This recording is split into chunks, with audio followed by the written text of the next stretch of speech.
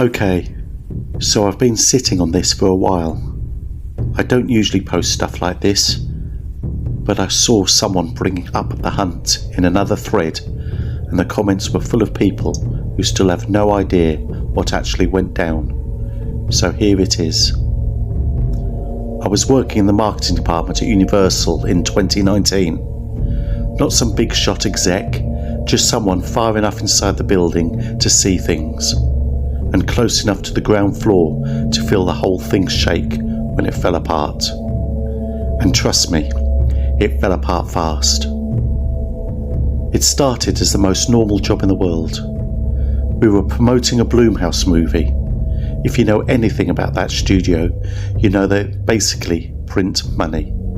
Get Out, The Purge, Insidious, these guys don't miss.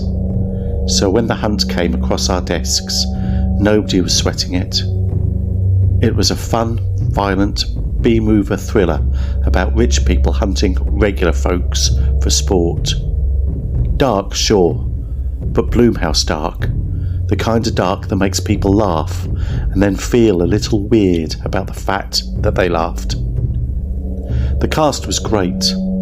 Betty Gilpin, who everyone already loved from Glow, and Hilary Swank, two-time Oscar winner.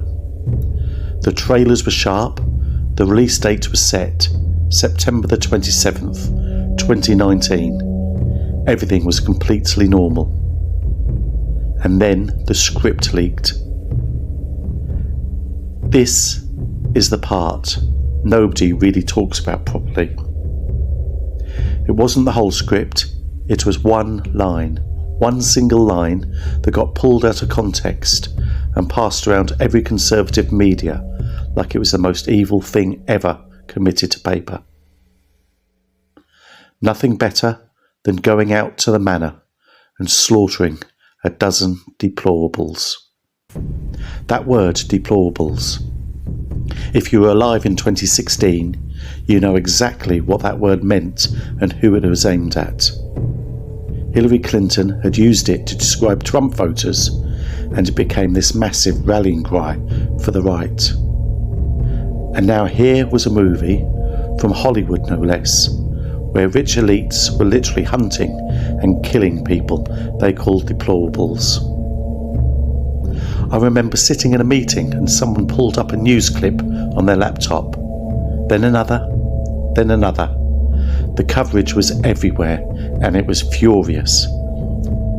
People were calling it demented, evil, a movie designed to encourage real-world violence against conservatives. Nobody in that room said much. We all just kind of stared at the screen.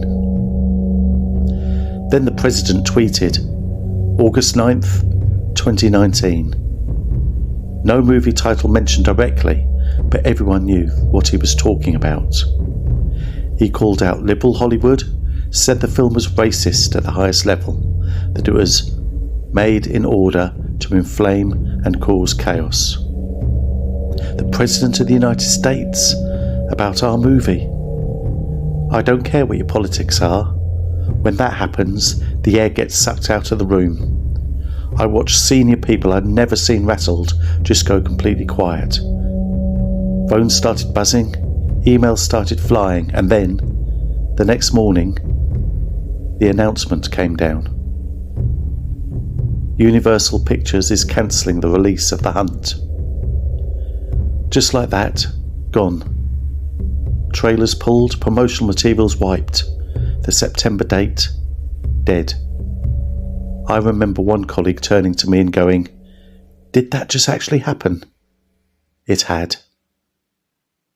Here's the thing people always get wrong about this.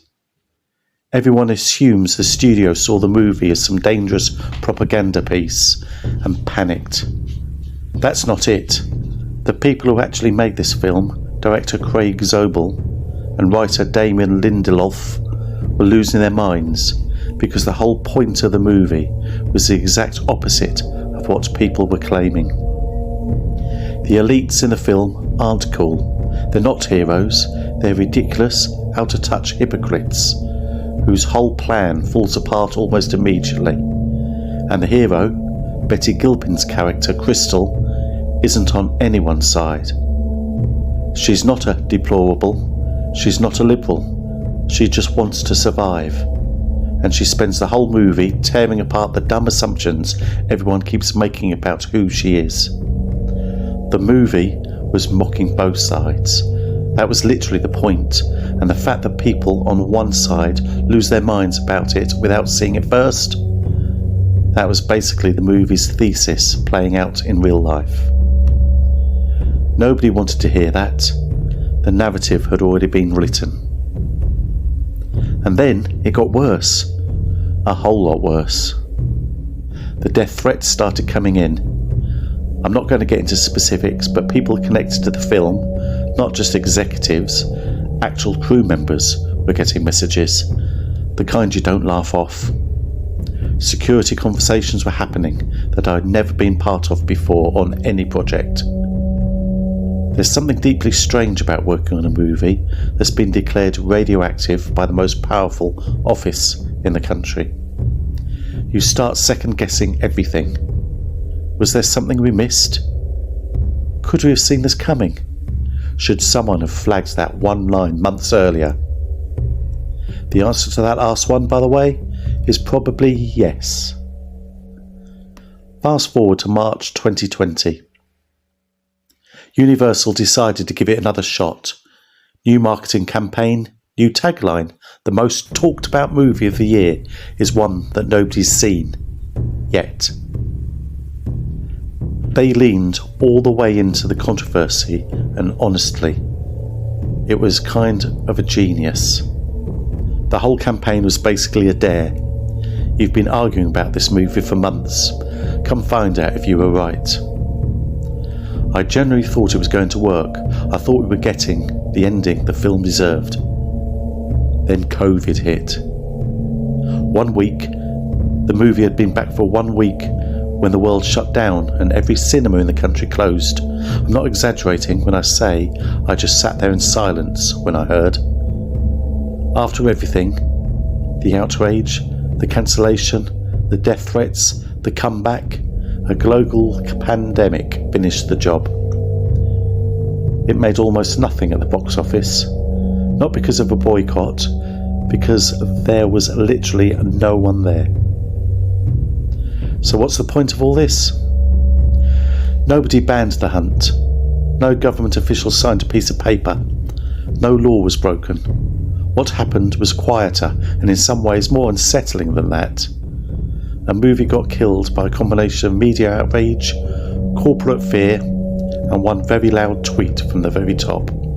The studio looked at the situation and decided it was just easier to make the problem disappear than to defend what they'd made. And the wild part? The movie isn't even offensive. I've seen it. It's dark and funny and generally smart. It's not going to radicalise anyone. It's the kind of film that makes you uncomfortable and then makes you think about why you're uncomfortable, which is kind of the whole point of good satire. But that doesn't matter when the narrative is already set. You want to know the real lesson from all of this? You don't need to formally ban something to make it disappear. You just have to make it too scary to touch. And in this climate, that's easier than you think. Anyway, that's my piece. I'll answer questions in the comments, but I'm not going to confirm or deny specifics about my role beyond what I've said. Some things I still can't talk about. Watch the movie if you haven't. Make up your own mind.